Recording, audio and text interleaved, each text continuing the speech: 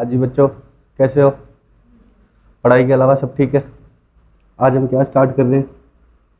Partnership में same set of books का concept. इसके लिए आपको थोड़ी देर समझना पड़ेगा।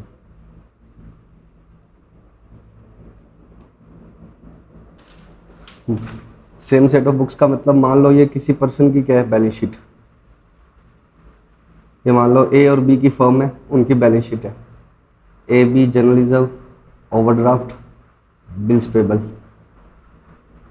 10,000, 15,000, 12,000, 18,000, 30,000।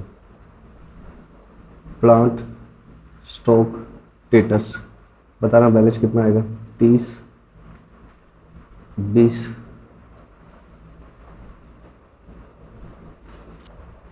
ये बैलेंस आ गया 35,000।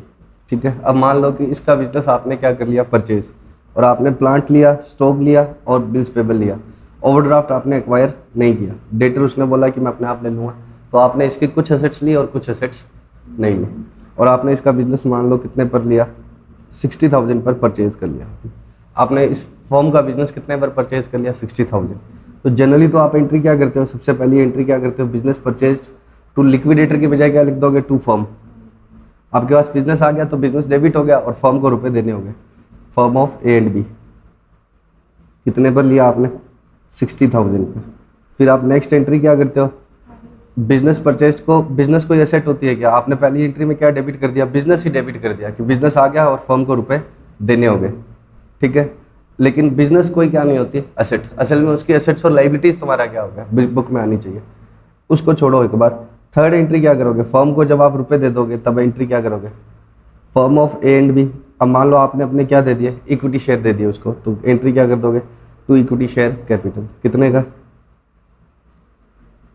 60,000। अब इस बिजनेस परचेज को हटाओगे। क्यों हटाओगे? क्योंकि बिजनेस परचेज की जगह आपके पास क्या है, आप बैलेंस शीट में कोई बिजनेस को एसेट थोड़ी दिखाओगे। तो प्लांट आया, स्टॉक आया और बिल्स पेबल आया, तो क्या एंट्री करते थे?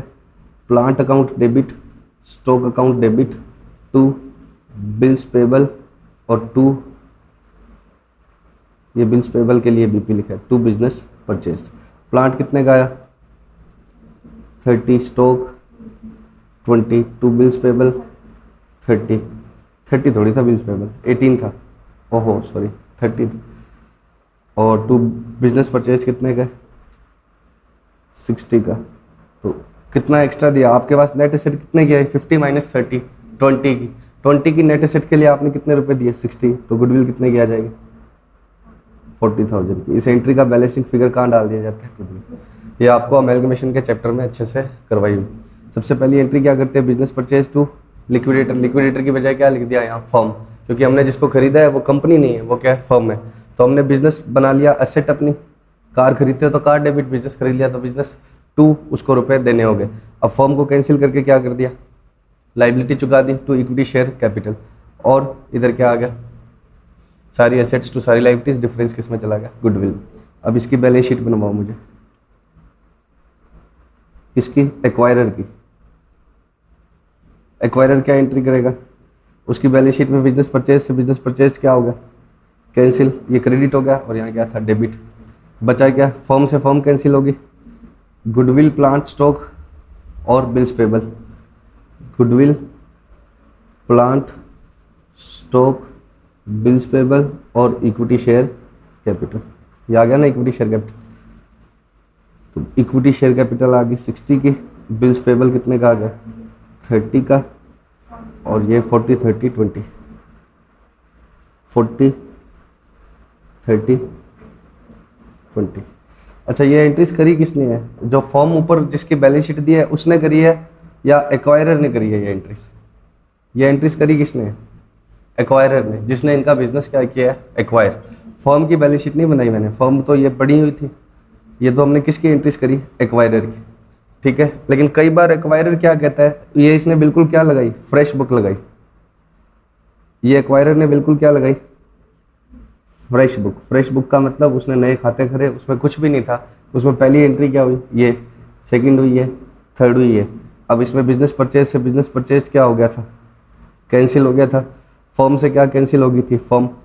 तो जो बैलेंस बच गए वो किस में डाल दिए मैंने, बैलेंस शीट में। कई बार एक्वायरर क्या कहता है एक्वायरी को कि मैं फ्रेश बुक्स नहीं लगाऊंगा, मैं तुम्हारी ये बैलेंस शीट है, तुम बंद हो ही रहे हो, तो मैं क्या कर लूँगा, सेम सेट ऑफ बुक्स ही क्या कर लूँगा, कंटिन्यू। तो उस केस में एंट्रीज क्या होगी ये मुझे समझानी है, ठीक है। अब सेम सेट ऑफ बुक्स के लिए एक बार मुझे एक्वायरी की वापस से वो बैलेंस शीट बनवा दो। ए बी की क्या क्या कैपिटल थी, A B general reserve, overdraft, bills payable, और क्या क्या था,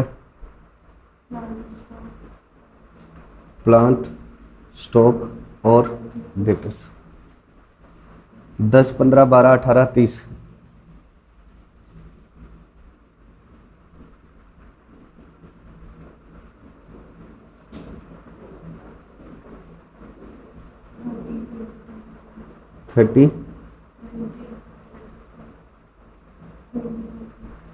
यही था क्या?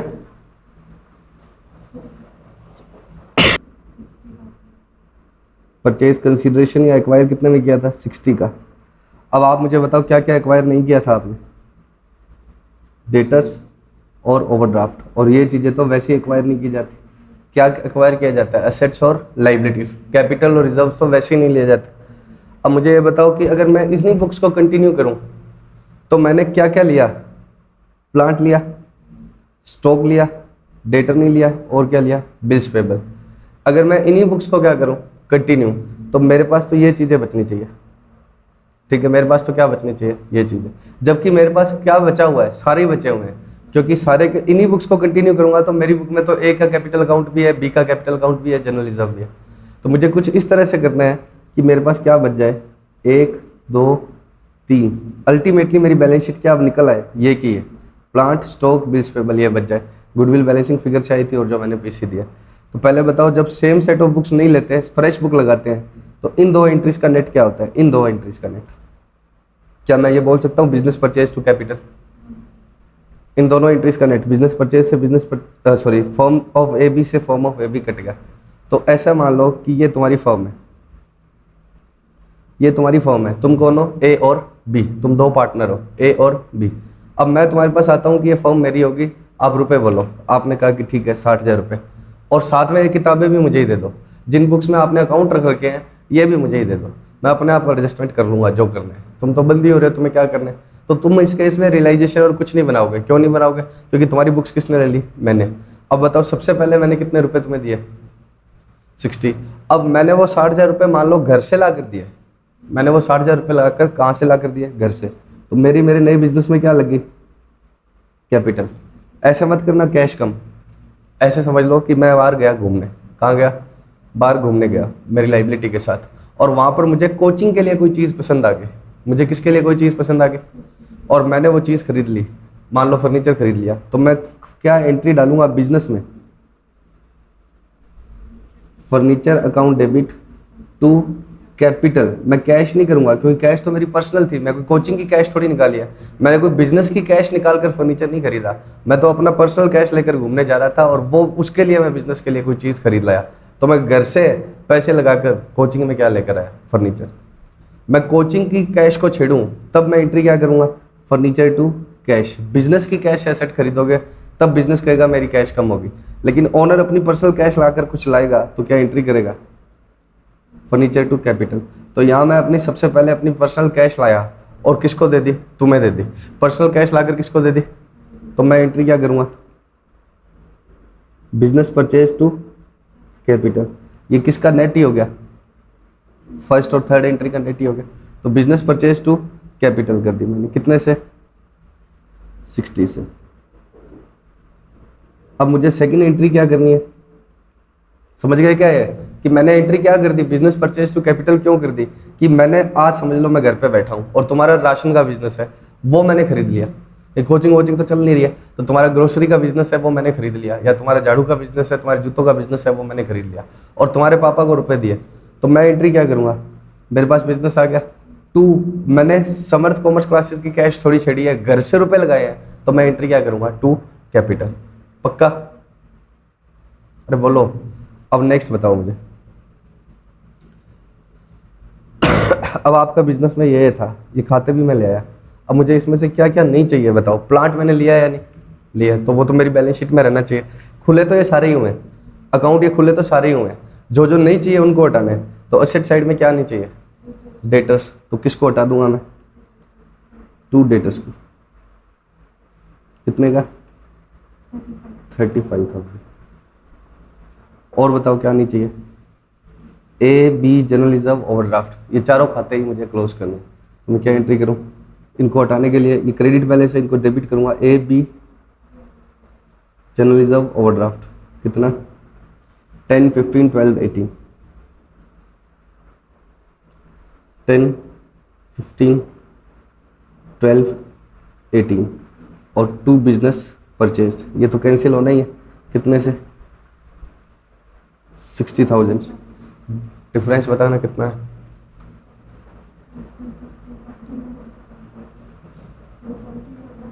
करो तो,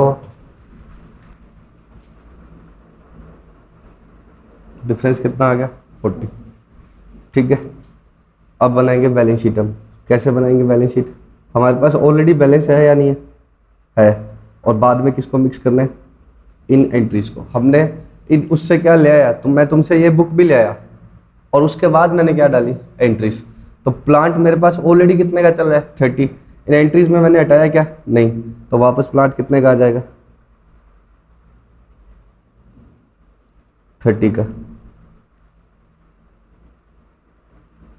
नेक्स्ट बताओ, स्टॉक मैंने नहीं हटाया, कितने का 20।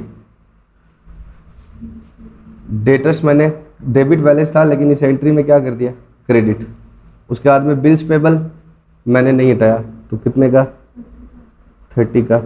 ये सभी चीज़ें क्रेडिट बैलेंस थी लेकिन मैंने यहाँ पर क्या कर दी, डेबिट कर दी। ठीक है, इसके अलावा बिजनेस परचेज से बिजनेस परचेज क्या हो गया, कैंसिल। कैपिटल कितने की आ गई 60 की। और सेकंड एंट्री का बैलेंसिंग फिगर क्या आया था, गुडविल कितने का 40 का। तो गुडविल कितने की आएगी 40,000 की। ये डिटो कौन सी बैलेंस शीट बन गई, जब फ्रेश बुक लगाई जाती है तो जब सेम सेट ऑफ बुक्स लगाई जाएगी तब आपको क्या एंट्री करनी पड़ेगी, फटाफट से लिखो। और किस क्वेश्चन के ऊपर लिखना है, तो बच्चों सेकंड यूनिट के 2.7 नंबर 71 पेज पर लिखो, सेकंड क्वेश्चन के ऊपर, क्योंकि सेकंड क्वेश्चन इसी का ही है, बाद में तुम्हारा एकदम टूट जाएगा किससे रिलेटेड है।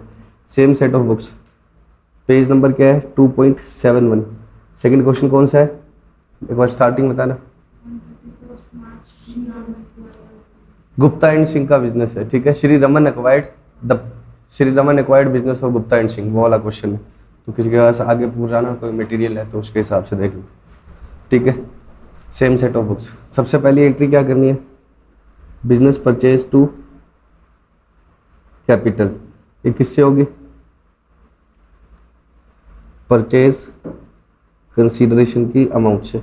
उसके बाद में क्या एंट्री करनी है, कैपिटल रिजर्व्स लाइबिलिटीज। कौन सी, टेकन ओवर या not taken over, not taken over, क्योंकि हमें इन अकाउंट को हटाना होता है, सारे अकाउंट खुले हुए हैं, इनको हटाना होता है। To assets not taken over, to business purchased, और डिफरेंस किस में चला जाएगा, गुडविल या सीआर, गुडविल या capital reserve. On 31 March 2002 Shri Raman acquired on payment of ₹80,000। Shri Raman ने क्या एक्वायर किया, the business of messrs Gupta and Singh. किसका बिजनेस एक्वायर किया, गुप्ता एंड सिंह का। Taking over at book values, जो मैं वर्ड अंडरलाइन करने के लिए बोल रहा हूँ वो करो।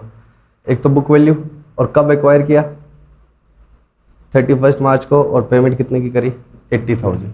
क्या क्या असेट्स ली, डेटर, फर्नीचर, स्टॉक और creditor. There was no change between 1 Jan and 31 March. 1 जनवरी से 31 मार्च के बीच में कोई भी चेंज नहीं था in the book values of assets and liabilities not taken over. The same set of books has been continued after the acquisition. Same set of books का question है, इस लाइन से पता लग रहा है, ठीक है। No entries for acquisition have been passed. Acquisition वाले टाइम जो एंट्री मैंने आपको सिखाई है उन्होंने पास नहीं की है, except for the payment of 80,000। 80,000 की जब पेमेंट करते हैं तो क्या एंट्री करते हैं बताओ, कौन सी एंट्री नहीं हुई है, कौन सी एंट्री होती है बताओ पेमेंट करने की, बिजनेस परचेज टू कैपिटल। तो 80,000 जब मैंने लगाए उन दोनों को खरीदने के लिए, किन दोनों को, गुप्ता एंड सिंह की फॉर्म को खरीदने के लिए जैसे मैंने 80,000 दिया तो मैंने एंट्री क्या कर दी, बिजनेस परचेज टू कैपिटल, और कोई एंट्री नहीं की। From the following balance sheet and trial balance prepare, क्या क्या करना है आपको, बिजनेस परचेज अकाउंट और P&L account for the year ended 31 December. Balance sheet बच्चों कब की दी है, 31 तो नहीं लिखा लेकिन मानना 31 ही पड़ेगा। बैलेंस शीट एज ए दिसंबर 2001, इसको क्या एज्यूम करूँगा मैं कि ये कब की है, 31 दिसंबर की 1 की, और 31 दिसंबर 2002 का क्या दिया हुआ है, ट्रायल बैलेंस। ये तो मैंने सिंपली क्वेश्चन रीड कर दिया। अब मैं आपको समझाता हूँ कि क्या क्या रिक्वायरमेंट है, क्या क्या पूछा हुआ है। सबसे पहले आप मुझे बताओ क्वेश्चन में आपको कौन सी बैलेंस शीट दे रखी है, दिसंबर की तो दे रखी है 1 की, तो आपको क्वेश्चन में बैलेंस शीट दे रखी है 31 दिसंबर 1 की, और उसके बाद में क्या पूछ रहा है, 12 की पूछ रहा है। 1 बोलोगे तो फिर 2, और इसको 11 बोलोगे तो फिर क्या 12, और इधर का P&L भी पूछ रहा है। अब यहाँ पर तो 31 मार्च 12/1 को तो कौन पार्टनर थे, गुप्ता और सिंह, और एक्वायर कब किया गया, 31 मार्च 2 को, तो मैंने गुप्ता और सिंह को कहीं यहाँ एक्वायर किया, तो मुझसे जो बैलेंस शीट पूछ रहा है वो कब से पूछ रहा है, यहाँ की, तो ये तो मेरी बैलेंस शीट पूछ रहा है, मतलब रमन की। मैं कौन हूँ, रमन, और क्वेश्चन क्या कह रहा है कि यहाँ हमने उसको क्या किया था, एक्वायर। तो पहले मुझे यहाँ तक की किसकी बैलेंस शीट ही बनानी पड़ेगी, गुप्ता एंड सिंह की। पहले मुझे यहाँ तक की किसकी बैलेंस शीट बनानी पड़ेगी, गुप्ता एंड सिंह की। फिर मैं रमन उसको क्या करूँगा, एक्वायर, फिर मैं उसको क्या करूँगा, एक्वायर। तो पहले और कुछ भी पूछा हो, पहले मुझे पूछा तो क्या है इन्होंने, बिजनेस परचेज अकाउंट पूछा है और P&L पूछा है, लेकिन मैं सबसे पहले और यहाँ पर क्या करूँगा, एक बैलेंस शीट बनाऊंगा कि मैंने खरीदा था, मैंने मतलब जब रमन ने खरीदा था तब गुप्ता और सिंह की बैलेंस शीट क्या थी। तो बैलेंस शीट बताओ, ये किसकी बना रहा हूँ मैं, balance sheet of Gupta and Singh, कब की, अरे ये 31/12 ही लिख दिया नालायक, जगह तो सही बनाई है 3 महीने की बात, लेकिन लिखना क्या था इधर, 31 मार्च। ठीक है, अब इस दिन की बैलेंस शीट बनाने की कोशिश करते हैं। 31 मार्च को किसने टेक ओवर किया, Shri Raman, acquires on payment of 80,000 the business of Gupta and Singh taking over at book value, किस पर लिया हमने, तो इसका मतलब गुप्ता एंड सिंह की बैलेंस शीट में भी ये फिगर इतने पर ही आ रहे थे। तो डेटर फर्नीचर स्टॉक क्रेडिटर कितने के आ रहे थे बताओ, डेटर फर्नीचर स्टॉक कितने कितने के थे, 35,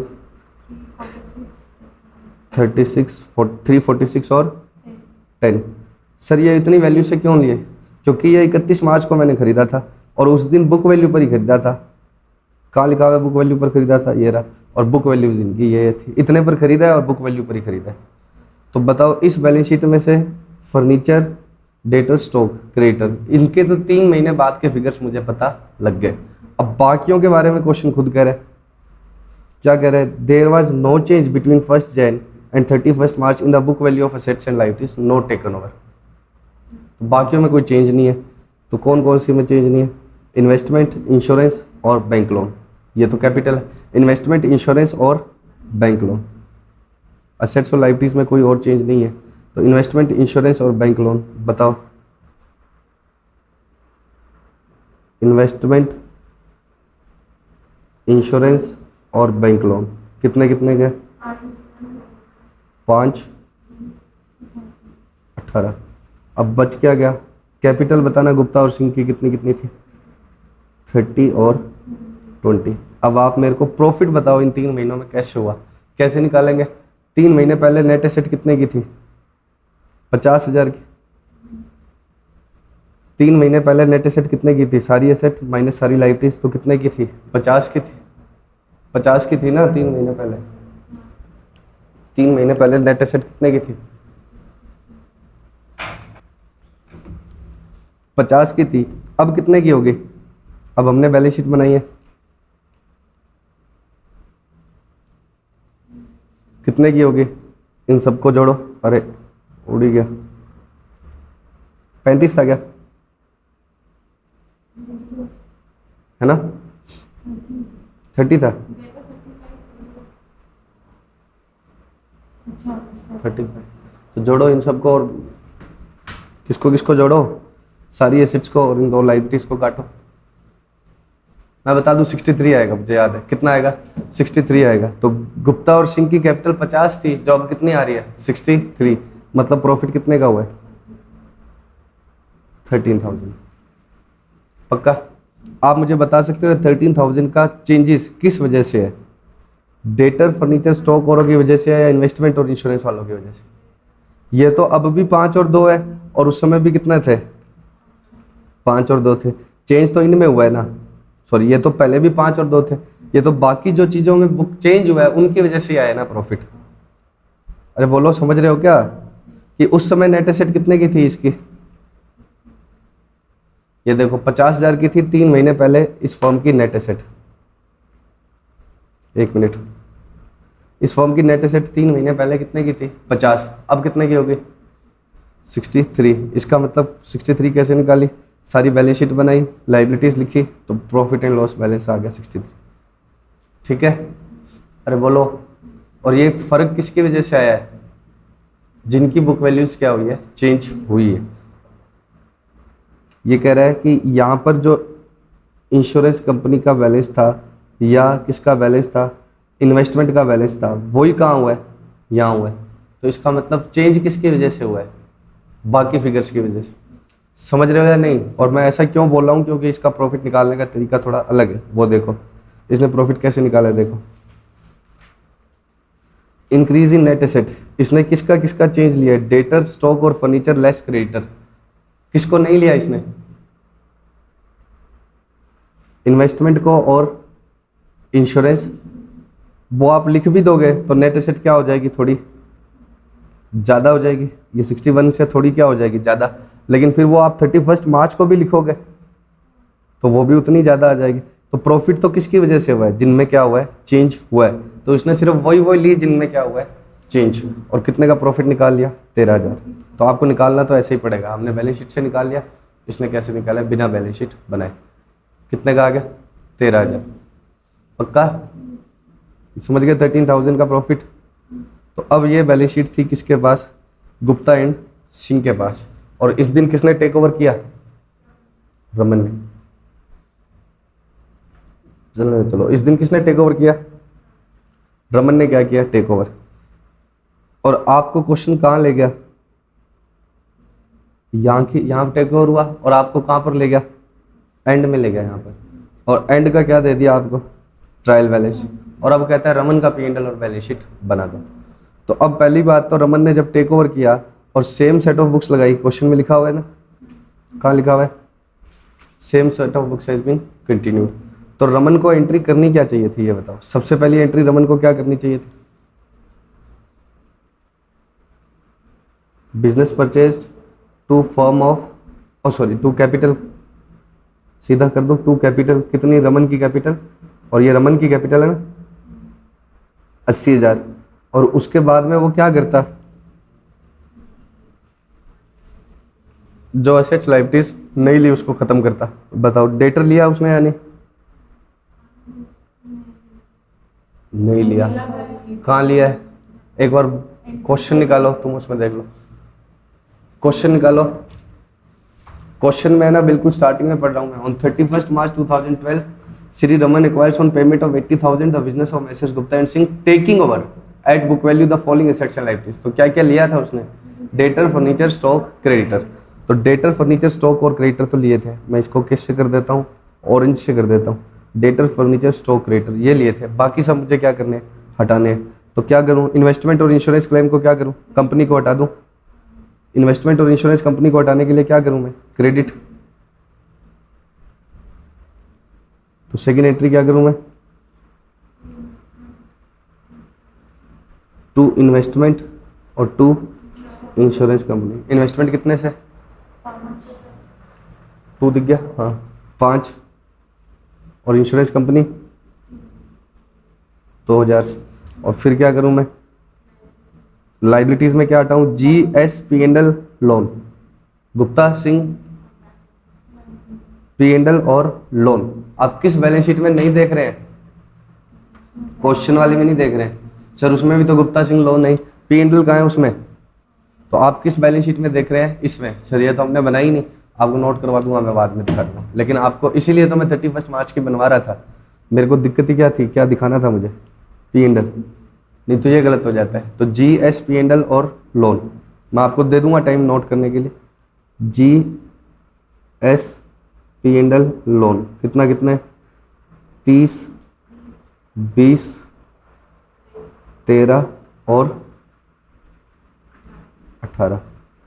और टू बिजनेस परचेज कितने का?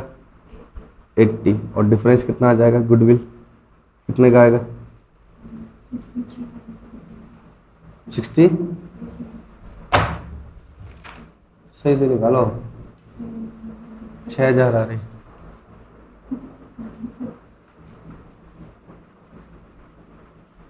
एट्टी 87 क्रेडिट है, 50, 60, 70 क्या करते? 6000 की गुडविल क्या आ गई? Balancing figures. ठीक है, अब मेरी बात को सुनो।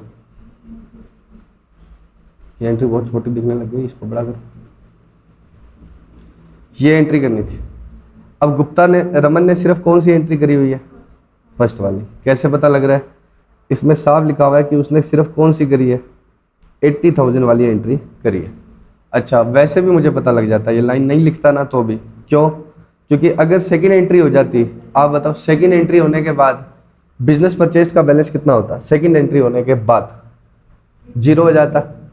80 दूंगा थप्पड़। पहली एंट्री में 80 क्या हुआ है? डेबिट। और सेकेंड एंट्री में 80 क्या हुआ है? क्रेडिट। तो सेकेंड एंट्री होती तो बिजनेस परचेज का बैलेंस क्या हो जाता है? 0 ही हो जाता। जबकि ये कहाँ का ट्रायल बैलेंस बना कर दे रहा है? यहाँ का। और नीचे देखो ट्रायल बैलेंस में बिजनेस परचेज का क्या आ रहा है? बैलेंस। और बताऊं, अगर सेकेंड एंट्री होती तो गुप्ता और सिंह की कैपिटल भी तो खत्म हो जाती। हमने गुप्ता और सिंह की कैपिटल क्या कर दी? डेबिट कर दी। पहले से क्रेडिट आ रही थी ना, इस दिन की बैलेंस शीट में ये आ रही थी क्रेडिट। किस दिन की बैलेंस शीट में? मार्च वाली बैलेंस शीट में। यहाँ पर ये क्रेडिट आ रही थी। और अगर हमने मार्च को ही दूसरी एंट्री कर दी होती तो गुप्ता और सिंह भी गायब हो जाते हैं। लेकिन ये क्या आ रहा है? गुप्ता और सिंह की भी क्या आ रही है? कैपिटल। तो जो चीज़ें हमने हटा दी थी वो हटी नहीं है, इसका मतलब हमने सेकंड एंट्री अभी करी ही नहीं। तो अब ये सेकंड एंट्री करनी है। ठीक है, ये सेकंड एंट्री करेंगे तो वो चीज़ें क्या हो जाएगी? गायब। लेकिन इसने पूछा क्या है? इसने पूछा है बिजनेस परचेज अकाउंट बना कर दिखाओ। इसने क्या पूछा है? Business purchase account. एक बार मुझे बोलने दो, लास्ट में सारा क्वेश्चन तुम्हारे कंट्रोल में होगा। ये अपने आप में यूनिक क्वेश्चन है, इस टाइप का कोई क्वेश्चन और नहीं है। ठीक है, तो बिजनेस परचेज का अकाउंट कैसे बनेगा बताओ, आप मुझे बताओ। सबसे पहले क्या आएगा बिजनेस परचेज में? टू कैपिटल कितने का? ये एंट्री तो कब कर दी थी? मार्च में कर दी थी, 80,000। और मैं अब कहाँ पहुँच गया हूँ? तो इसने इसको कैसे स्टार्ट किया कि ये एंट्री तो आपने पहले ही कर दी थी, इसलिए मेरा मार्च में बैलेंस कितना आ रहा है? 80,000। ठीक है, इसको कैसे करना है मैं बता दूंगा। अब मुझे ये बताओ बिजनेस परचेज में अब आगे मैं क्या लिखूँ? मेरा पहले से 80 का बैलेंस आ रहा है क्योंकि ये एंट्री में कर चुका, पहली वाली एंट्री में कर चुका। अब बिजनेस परचेज 80,000 क्रेडिट है, बाय में क्या लिखूं? ये सारे लिख दूंगा तो ये तो 87 हो जाएगा क्योंकि 2000 ये भी तो है। अब इसकी पोस्टिंग नहीं हो सकती, जब एक एंट्री में एक से ज़्यादा डेबिट और एक से ज़्यादा क्रेडिट हो तो प्रॉपर पोस्टिंग नहीं हो सकती। तो इसने क्या किया, बाय में ये सारे लिख दिया, जबकि करना कितना है? 80। करना कितना है? 80, लेकिन लिख क्या दिया? तो फिर 2 में वापस क्या लिख दिया? 7 और लिख दिया। 80,000 से क्रेडिट करना है ना इसको। इसने क्या किया, बाय में ये सारी चीज़ें लिख दी, तो ये सारे कितने आ गए? 87। और 2 में क्या लिख दिया? ये वाला इन्वेस्टमेंट और इंश्योरेंस, तो नेट इंपैक्ट तो वही आ गया। तो अब आप आंसर में बिजनेस परचेज अकाउंट देख लो। पहले से कितना बैलेंस आ रहा था? 80, क्योंकि दिसंबर से स्टार्ट किया है, एंट्री मार्च में कर दी थी तो दिसंबर में ये बैलेंस आ रहा था। 2 में ये लिख दिया, बाय में ये सब लिख दिया। ठीक है, तो अब सुनो बिजनेस परचेज अकाउंट के लिए क्यों मैंने इतना सारी प्रोसेस चलाई। सुनो, बिजनेस परचेज अकाउंट बनाने के लिए मुझे क्या चाहिए? ये वाली एंट्री, ये वाली एंट्री चाहिए मुझे। जब भी मुझे बिजनेस परचेज अकाउंट बनाना है तो इस एंट्री से बनेगा। मैं क्या लिखा करूँगा? बाय में ये सब और 2 में ये सब। पक्का? अब ये एंट्री किस पर बेस्ड थी? इस बैलेंस शीट पर बेस्ड थी। 31 मार्च वाली इस बैलेंस शीट पर बेस्ड थी। तो ये इस क्वेश्चन ने नहीं बनाई, उसने अपने मन में ही सोच लिया सब कुछ। उसने कहा कि ये डेटर इतने का है, फर्नीचर इतने का है, लेकिन आप ये बना लेना, ठीक है। मैं आपको टाइम दे दूंगा लास्ट में नोट करने के लिए, आप ये बना लेना, ठीक है। अब ये बैलेंस शीट बनाने के लिए क्या दिक्कत थी, ये डेटर, फर्नीचर, स्टॉक, ये कैसे निकले, 31 मार्च का बैलेंस कैसे निकला, ये यहाँ की बैलेंस शीट चाहिए थी। तो यहाँ की बैलेंस शीट में इसने बोला कि ये इसने टेक ओवर किए, और टेक ओवर किस पर किए, बुक वैल्यू पर। तो ये इसने कहा कि ये जो इसने टेक ओवर किए हैं ये बुक वैल्यू पर ही किए हैं। तो इसका मतलब 31 मार्च को इन चीज़ों की बुक वैल्यू ये थी, और बाकी चीज़ों की बुक वैल्यू चेंज हुई नहीं। तो ये 3 तो उसने बुक वैल्यू पर लिए, ये 4 चीज़ें, इनकी बुक वैल्यू चेंज हुई नहीं, ये भर दिया। कैपिटल एज इट इज़ भर दी, तो बैलेंस से क्या आ गया, पी एंड एल। तो ये बैलेंस शीट बनाने के लिए ये पी एंड एल आया। अब ये पी एंड एल क्यों लिखना जरूरी था, क्योंकि ये पी एंड एल भी सेकेंड एंट्री में क्या करना था, डेबिट। पहले 3 महीनों में कितना प्रॉफिट हो गया था, 13,000। पहले 3 महीनों में कितना प्रॉफिट हो गया था, 13,000। और ये किसका था, गुप्ता और सिंह का। अब आगे ये बैलेंस शीट बन गई, इस बैलेंस शीट पर बेस्ड क्या थी, ये एंट्री, और इस एंट्री पर बेस्ड क्या था, बिजनेस परचेज्ड अकाउंट। तो समझ गए ये सारी प्रोसेस क्यों करी मैंने। उसने तो एक बात कह के छोड़ दी, बिजनेस परचेज। बिजनेस परचेज के लिए क्या चाहिए, ये वाली एंट्री चाहिए, और इस एंट्री के लिए क्या चाहिए, जिस दिन टेक ओवर है उस दिन की बैलेंस शीट, वो बनाई। अब नेक्स्ट वो क्या कह रहा है, पी एंड एल बनाओ। अब जब भी पी एंड एल पूछे तो क्या बनाना है, ट्रेडिंग तो बनाना ही बनाना है। इसने पी एंड एल और ट्रेडिंग क्या बना दिया साथ में। अब बताओ पी एंड एल और बैलेंस शीट बनानी है, सुनना आप ध्यान से। ये ट्रायल बैलेंस का एंड कहाँ पर है, 31 दिसंबर को क्वेश्चन में दे रखा है। स्टार्टिंग कहाँ से है, ये कब से है। मैं आपसे 2 क्वेश्चन पूछ रहा हूँ, एक 1 से और एक 4 से। कैसे पता लगा, 31 दिसंबर ईयर एंड हो रहा है। टेक ओवर हमने कब किया था इसको,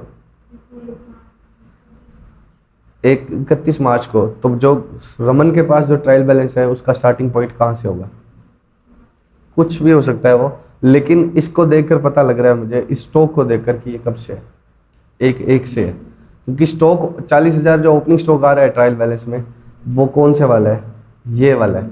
क्योंकि 31 मार्च की बैलेंस शीट तो मैंने बनाई है, और उसमें तो स्टॉक कितना आ रहा है, 46 आ रहा है।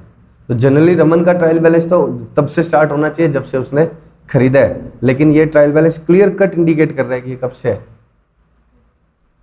1 से। क्योंकि इसने स्टॉक कहाँ से कौन सा लिया है, 40,000 ओपनिंग स्टॉक, जबकि रमन का स्टॉक तो कितना था, 46।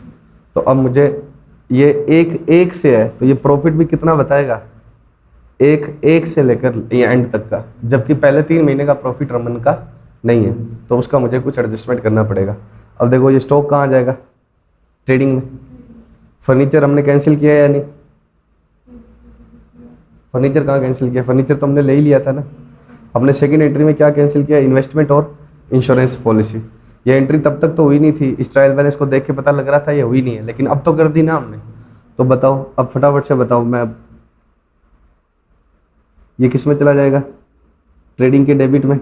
बैलेंस शीट ये क्या हो गया, कैंसिल, ये क्या हो गया, कैंसिल, ये भी क्या हो गया, कैंसिल, ये भी क्या हो गया, कैंसिल। गुप्ता और सिंह की कैपिटल भी क्या होगी, कैंसिल।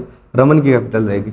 सर रमन की कैपिटल 80 थी, 30 कैसे होगी, 80 कब थी, इस दिन थी। अब उसने कोई ड्राइंग्स कर ली होगी, इसलिए कितनी रहेगी, 30। उसके बाद में बैंक बैलेंस शीट में आ जाएगा, डेटर बैलेंस शीट में आ जाएंगे। ये ईयर एंड के है ना, इसका उनसे कोई लेना देना नहीं है, वो तो 31 मार्च के थे, ये ईयर एंड के। क्रेडिटर्स बैलेंस शीट में आ जाएगा, परचेज ट्रेडिंग में आ जाएगा, एक्सपेंस P&L में आ जाएगा, सेल्स ट्रेडिंग में आ जाएगा, क्लोजिंग स्टॉक दोनों जगह आ जाएगा, बैलेंस शीट में भी और बोलो ट्रेडिंग में। तो बिजनेस परचेज तो समझ गए, ये सारा कुछ समझ में आ जाएगा तुम्हें, कोई दिक्कत की बात नहीं है। बस इस चीज़ पर स्टार लगाओ कि 13,000 रुपये का प्रॉफिट मुझे हटाना है, क्योंकि रमन की कैपिटल में 13 कट के जाएगा। किस नाम से हटा है, टू बिजनेस परचेज। रमन की कैपिटल में 13,000 कट के जाएगा, किस नाम से कटा है, क्यों कटा है बताओ। ये एंट्री क्या हुई थी, देखो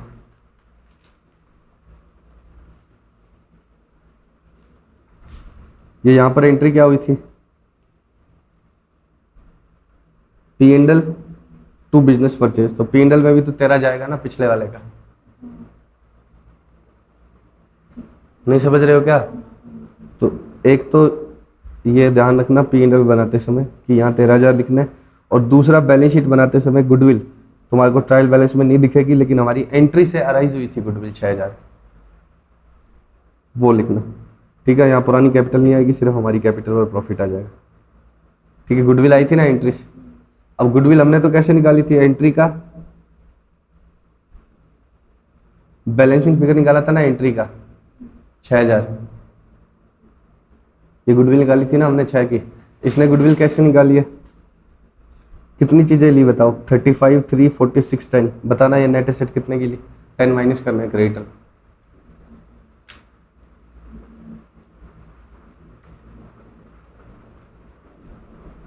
74।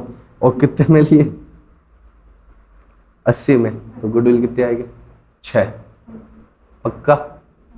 तो इसने गुडविल 6000 ऐसे वर्किंग नोट से बनाई है।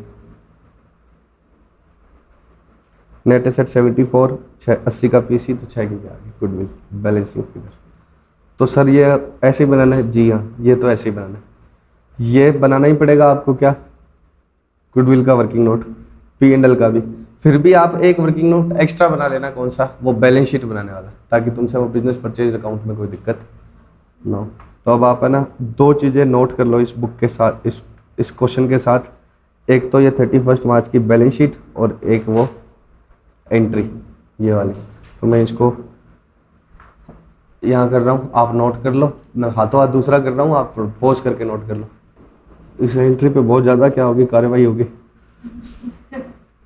समझ में आ रही है क्या, goodwill, G S, P and L, loan, ये सब डेबिट है। 6, 30, 20, 13, 18। To investment, to insurance company 5 और 2, टू बिजनेस परचेज 8। आपका बहुत डर रहा है।